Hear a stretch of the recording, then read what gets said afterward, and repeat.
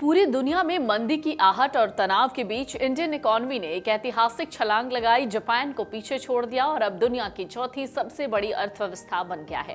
लेकिन इससे आपको क्या फायदा होगा? साल 2025 भारत की अर्थव्यवस्था के लिए एक ऐतिहासिक दिन साबित हुआ।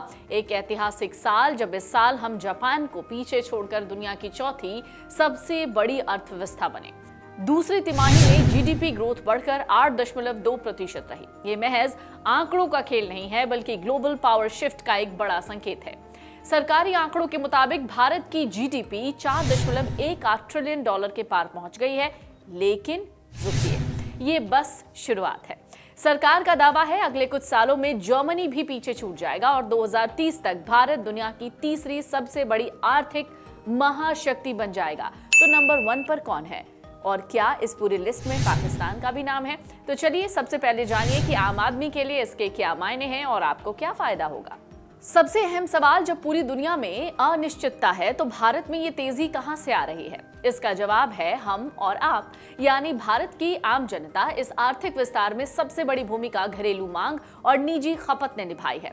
आसान शब्दों में समझें तो भारतीय लोग खर्च कर रहे हैं, गाड़ियां खरीदी जा रही हैं, घर बन रहे हैं, त्योहारों पर खरीदारी हो रही है और डिजिटल लेन देन हो रहा है। जब देश के लोग खर्च करते हैं तो फैक्ट्रियों में प्रोडक्शन बढ़ता है और यही जीडीपी को आगे ले जाता है। सरकार का कहना है वैश्विक व्यापार में अनिश्चितताओं के बावजूद भारत ने जो मजबूती दिखाई है वो काबिले तारीफ है। ये विकास बाहरी निर्यात पर निर्भर होने के बजाय देश की आंतरिक मजबूती पर टिका हुआ है।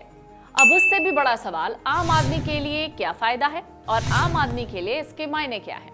चलिए जरा इसे समझिए। जापान को पछाड़ना और जर्मनी को चुनौती देना सुनने में बहुत अच्छा लगता है, लेकिन आम आदमी के लिए इसका मतलब है ज्यादा मौके। जब अर्थव्यवस्था 8.2% की रफ्तार से बढ़ती है तो इसका सीधा मतलब है कि बाजार में डिमांड है।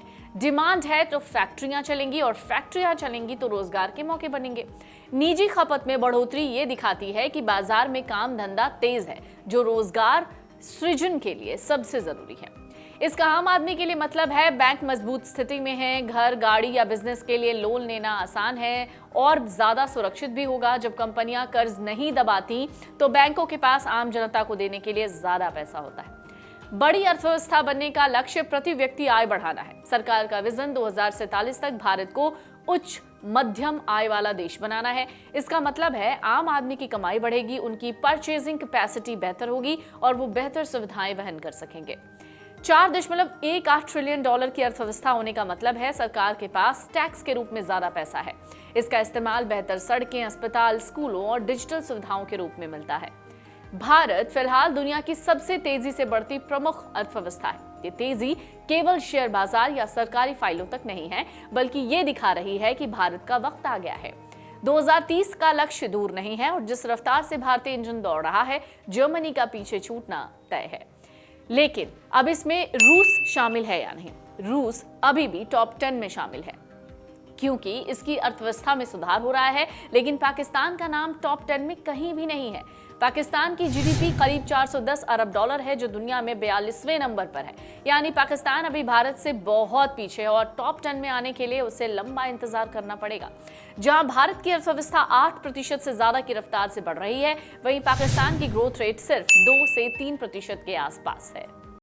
अगर आप ये वीडियो YouTube पर देख रहे हैं तो हमारे चैनल को सब्सक्राइब कर बेल आइकन दबाएं और Facebook पर देख रहे हैं तो हमारे पेज को लाइक करें।